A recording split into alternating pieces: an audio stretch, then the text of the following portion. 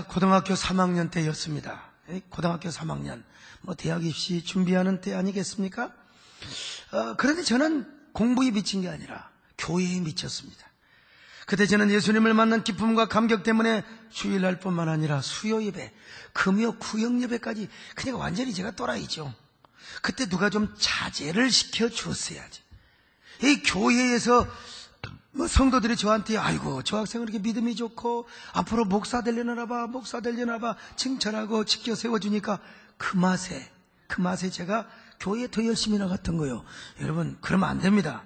우리 학생들 너무 교회에 살면 야 이놈아 집에 가서 공부해 그래야지 아이고 믿음 좋다 그러면 안 된다 이 말이요.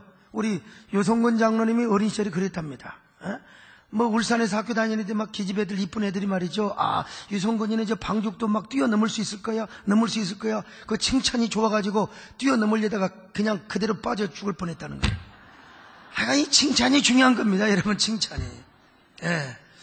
그때 저희 학교에서는 고등학교 3학년 애들 공부 별로 잘하는 것도 아니지만 어떻게 거기에 끼어가지고 주일날 공부를 시켰다니까 주일날. 그러나 저만 유달리 교회를 다녔습니다. 그러니 학교에서는 교회에 미친놈이라고 기숙사에서 퇴사를 시켜버리고 말았어요. 자취를 하니까 완전히 대세상입니다, 여러분. 누가 구속해주는 사람도 없고 말이죠. 그런데 당시 국방부 장관을 그만두고 박정희 대통령의 보좌관을 했던 김성은 장로님이 군산시 보그마 대성에 강사로 오신 거예요. 그때 집회준비위원장이 저희 교회 담임 목사님이셨습니다. 그래서 그 집회 포스터를 우리 교회 학생들한테 맡기는 겁니다. 그때 제가 중고등부 학생회장을 했어요. 원래 학생회장을 하면 세례를 받아야 되는데 세례 받은 셈 치고 그냥 받았다고 전제를 하고 저는 그냥 학생회장을 했습니다. 그래서 제가 애들과 함께 자전거를 타고 다니면서 포스터를 붙이고 다녔지 말입니다, 여러분. 그때는 풀을 물에다가 물개 타가지고 빗자루로 벽에 발라가지고 막 포스터를 붙이고 다녔습니다. 그걸 교회에다만 붙이면 얼마나 좋아. 전봇대에다가도 붙이고 심지어는요 영화 포스터 옛날에 아시죠? 007 영화 이런 거 있잖아요. 거기다가 붕의 포스터를 붙이고 다녔으니 고소를 당해가지고 파출소에 잡혀갔습니다. 파출소에 잡혀갔지만 오히려 제가 뭘 했겠습니까? 전도를 했지 말입니다. 남들은 공부를 하던 때에 저는요 고3을 지냈어요. 그러니 제가 포스터를 붙인 집회에 제가 참석을 안 했겠습니까? 당연히 참석을 했겠죠. 그때 김성은 장로님이 저녁 집회 때 어머니 기도라는 간증 설교를 하시는 거예요.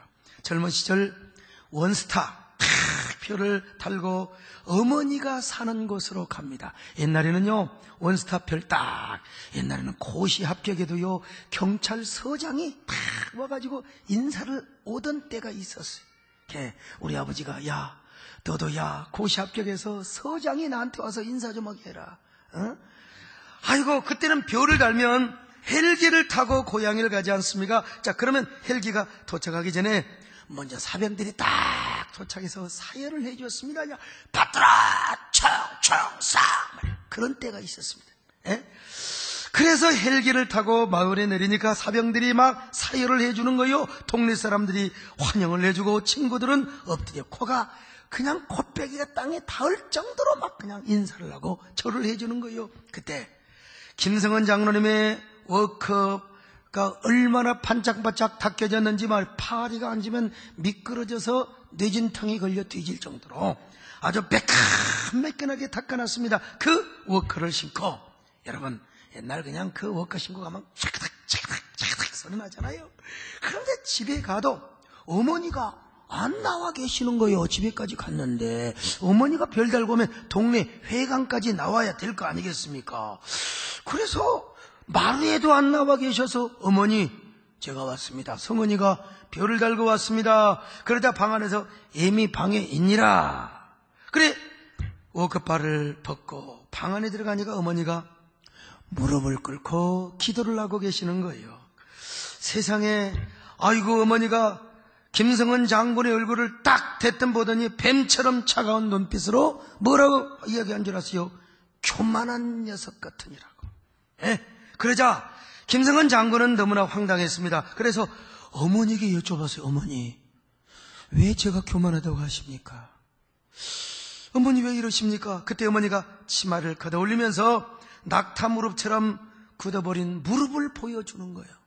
그리고 여러분 복숭아 뼈 있잖아요. 이게 낙타처럼 완전히 딱딱 굳어있는 거예요. 이걸 보여주는 거예요. 어머니가 그만큼 아들을 위해 기도했다는 것이죠. 예. 그러면서 이렇게 말씀합니다. 성은아, 네가 잘나고 네가 똑똑해서 별을 단 줄 아느냐? 하나님이 다 너에게 은혜를 베풀어 주었느니라. 그리고 부족하지만 이 애미가 너를 위해서 이렇게 눈물로 무릎을 꿇고 기도했느니라. 그때 김성은 장로님이 왈칵 눈물을 쏟으면서 어머니 감사합니다. 어머니 감사합니다. 절 받으세요. 그러면서 어머니의 그 발목을 붙잡고 어머니 고맙습니다 하면서 그렇게 울었다는 거예요. 그때 이제 어머니가 드디어 그 아들을 붙잡고 장하다 내 자식아, 장하다 내 자식. 우리 철이 장로님은 별 달고 고향에 가셨을 때 어머니 아버지가 어떻게 환영해 주셨는지 모르겠습니다만은, 그러면서 어머니 모자간에 눈물을 흘리며 통곡하며 울었다는 이야기. 과연 지난 날을 돌이켜보니까 김성은 장로님 6.25 때 다른 전우들은 다 총알바지가 되어서 죽어가는데 총알이 자기를 피해가더라는 거예요. 포탄이 떨어져도 우리 군인 아저씨가 딱 앉아 계시네. 멋있게 말이죠. 포탄이 떨어져도 말이죠. 이 포탄이 할렐루야. 포탄이 자기를 피해서 떨어지더라는 것입니다. 여러분, 이게 다 하나님의 은혜고 우리 어머니의 기도의 능력이라는 사실을 깨달았어요. 그부터는 무슨 일만 있으면 어머니께 전보를 쳐가지고 어머니에게 간절한 기도를 부탁드렸다는 것입니다. 그는 나중에 별을 계속 따라서 사성장군이 됩니다. 그리고 6년 반 동안이나 국방부 장관을 했어요. 국방장관. 1년짜리 2년짜리가 아니라 6년 반 우리나라 최장수 국방부 장관을 하셨어요. 그리고 국방부 장관을 그만둔 이후에도 대통령 안보 보좌관을 했습니다. 훌륭한 장로님, 저 금호동에 가면 신일교회가 있습니다만 그 교회 장로님이 되셨어요. 바로 그분이 그때 이렇게 간증 설교를 하는 거요. 어머니들이요, 자녀들을 위해서 기도하세요. 자녀들을 위해 눈물 흘리며 기도하세요. 어머니의 기도의 눈물은 절대로 헛되지 않고 땅에 떨어지지 않는답니다. 어머니들 뿐입니까? 아버지들도 마찬가지입니다. 아버지들도 자녀들을 위해서 무릎 꿇고 기도해 보세요. 아버지의 기도는 절대로 땅에 떨어지지 않는답니다. 이런 유의 이제 간증 설교를 하셨어요. 제가 그렇지 않아도 교회 미쳤는데 그분의 간증 이야기를 듣고 내가 얼마나 예수님께 미쳤겠습니까? 그래서 열심히 교회 다녀서, 여러분, 고등학교 3학년 때 이게 절제를 못해가지고 새벽 기도까지 다녔어요. 새벽 기도까지. 그리고 수업 시간에 꾸벅꾸벅 졸고.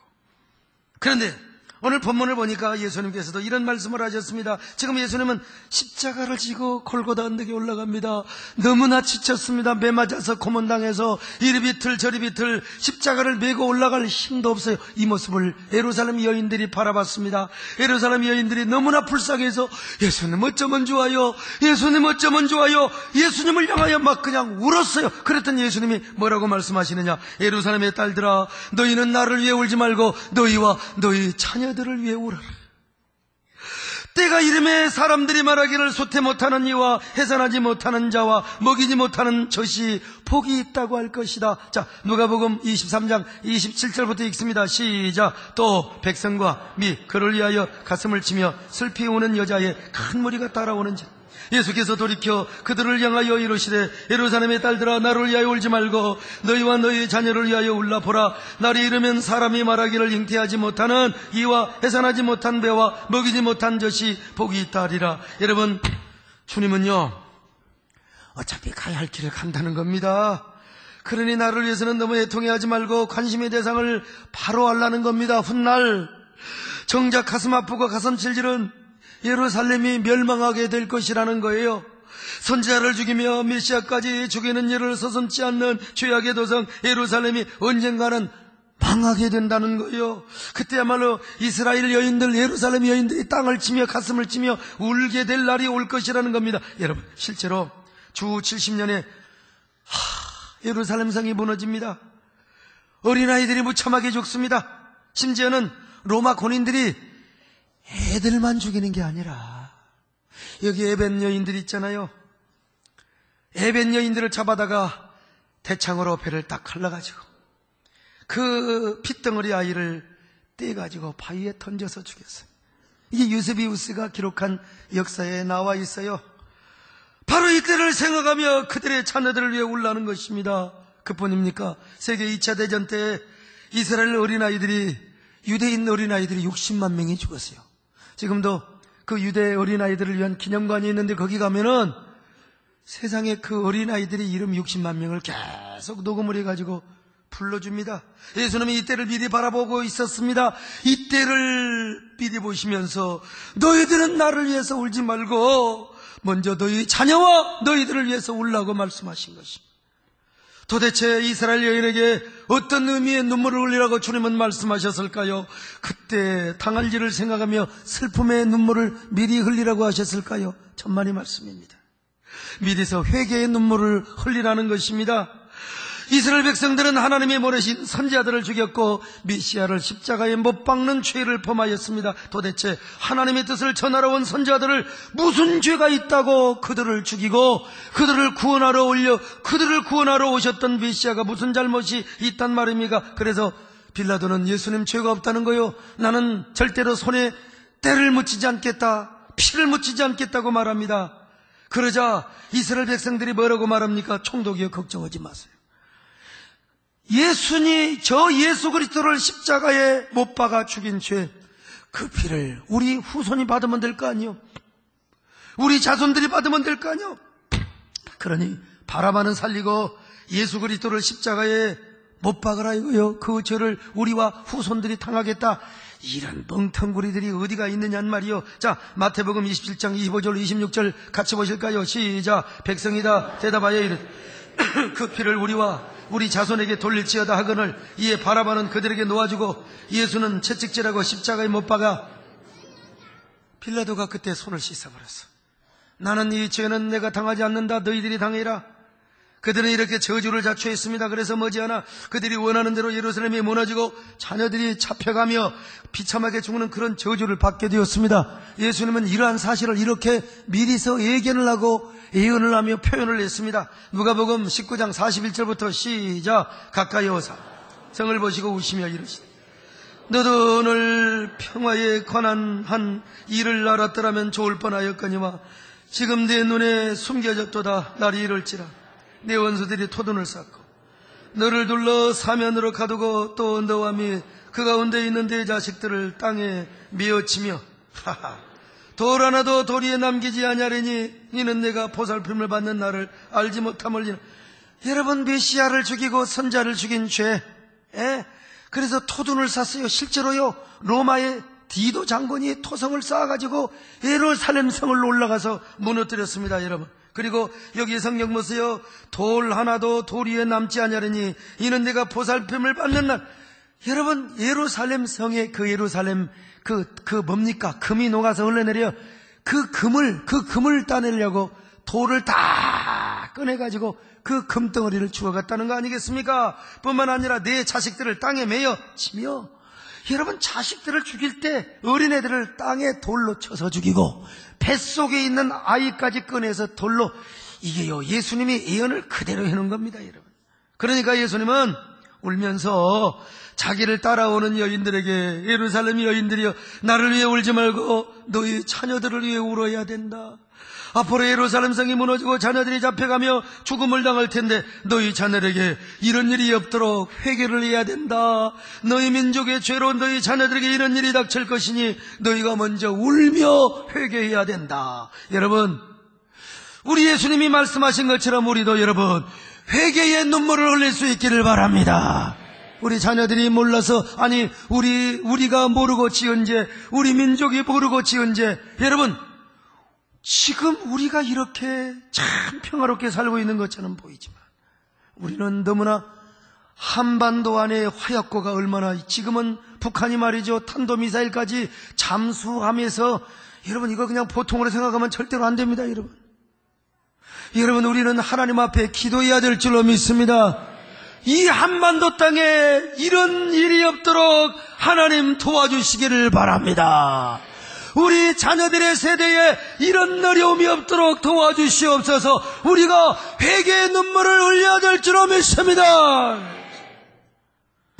예수님이 강조하신 눈물은 회개의 눈물뿐만이 아닙니다. 이제는 이런 일이 오지 않도록 애절한 간구의 눈물을 미리서 흘려달라는 말입니다. 이런 의미로 기도의 눈물을 흘리는 말을 구약에서 에레미야 선지자도 얼마나 많이 했습니까? 남왕국 유다는 바빌론에 멸망을 했습니다. 성전도 무너졌어요. 대신도 신하도 왕도 자녀들도 어른도 다 잡혀갑니다.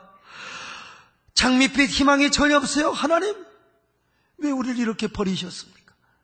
왜 당신의 택한 백성을 버리셨단 말입니까? 그때 여러분, 저 에레미야 선지자가 이렇게 눈물로 예언을 하며 그들에게 메시지를 선포했어요. 여러분, 절망하지 마세요.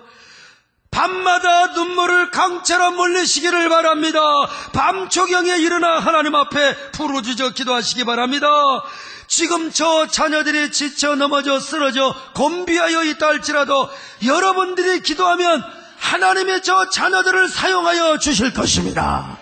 하나님의 저 자녀들을 붙들어 주실 것입니다.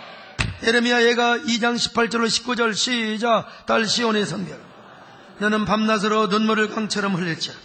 스스로 쉬지 말고 내 눈동자를 쉬게 하지 말지어다. 초저녁에 일어나 부르짖을지어다. 내 마음을 주의 얼굴 앞에 물쏟아 달지어다. 각 길러기에서 주력이 지난 뒤에 어린 자녀들의 생명을 위하여 주를 향하여 손을 들지어다 하였도다. 여러분, 아마 이런 에레미야의 메시지를 듣고요, 유다의 백성들이 눈물을 흘리며 기도를 했을 것입니다. 그렇다, 기도하자. 자녀들을 위해 기도하자. 우리 자녀들의 축복을 위하여 기도하자. 이를 악물고 기도했을 거 아니겠습니까? 그런 자녀들 가운데 저 다니엘도 나오고 사드락과 메삭과 아벳느고 같은 자녀도 나오고 저 모르드게 같은 자녀도 나오고 여러분요, 느헤미야 같은 자녀도 나왔을 것이 아니겠습니까? 여러분, 그러므로 사랑하는 여러분요, 우리도 자녀들을 위하여 기도의 눈물을 흘리시기를 바랍니다.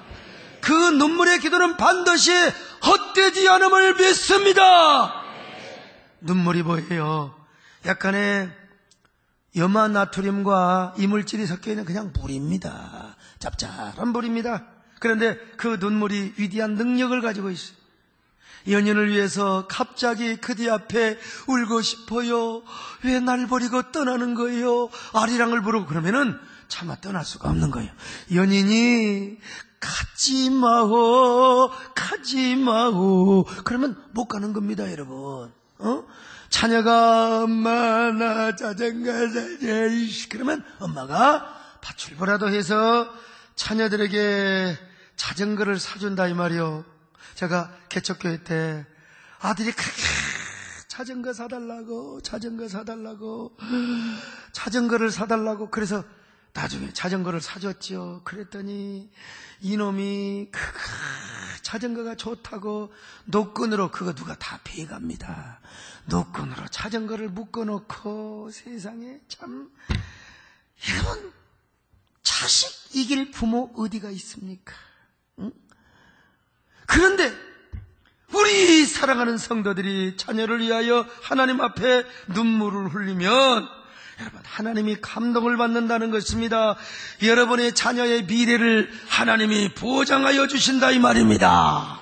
그래서 예수님도 얼마나 눈물의 선지자요 메시아였습니까? 그래서 학자들 중에는 예수님은 에레미야 선지자를 가장 많이 닮았다고 이야기를 한 분들도 있습니다. 그래서 예수님께서 자기를 향하여 울고 있는 예루살렘의 딸들을 향하여 너희들은 나를 위해 울지 말고 너희와 너희 자녀를 울라고 했습니다. 여러분도 자녀를 위하여 우는 부모 되시기를 바랍니다. 눈물을 흘리시기를 바랍니다. 하나님이 여러분의 기도를 들어주실 것입니다.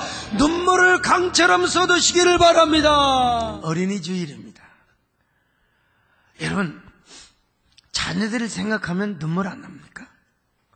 정상적인 부모라면, 하나님을 섬기는 부모라면, 자녀를 위해서 기도하노라면 이 자동적으로 눈물이 나야 됩니다. 눈물이 나야 돼요. 감사해서도 눈물이 나고, 또 지켜주신 거 감사하고, 어쩌면 저렇게 지미를 닮아가지고, 어쩌면 그렇게 나를 닮아가지고, 하나님 나는 부족합니다. 하나님 도와주시기를 바랍니다.